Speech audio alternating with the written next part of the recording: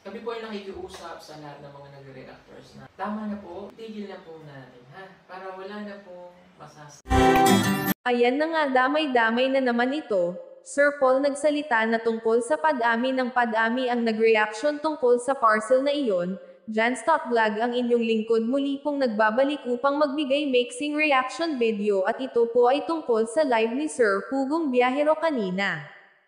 Amini ko po, hindi po ako legit na reactor ni Sir Paul dahil matagal na pong pinatigil ang mga nagre-reaction, kaso itinuloy ko pa rin, kaya ako nag-iingat sa thumbnail at title. Subalit tama nga naman si Sir Paul, halos picture at pangalan niya ang mga nakikita sa likod ng kanilang katahimikan dahil alam na alam ko po. Ayaw talaga ni Sir Paul ang ingay, kaya pansin nyo ba kahit mga pamilya niyang mga vlogger hindi nila sinakian ang issue, patunay na hindi talaga views ang habol nila kundi tutulong lang at love lang.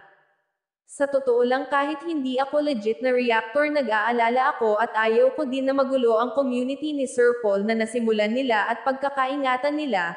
Ang lambot talaga ng puso ni Sir Paul dahil may malasakit pa rin doon sa taong muntik ng sumira sa image niya, kaya siya nakikiusap na stop na ang pambabato ng hindi maganda sa kabilang panig. Alam nyo, kahit hindi ako yung binabash, may puso po tayo, di ba? Sasaktan.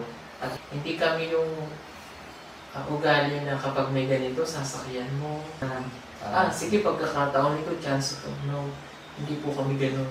Kasi alam niyo, from the start, ayaw namin ng magulo, ayaw namin ng issue. Doon tayo sa totoo lang. Doon lang tayo sa totoo. At yung transparency, lahat yan, itinuro ko po sa kanila.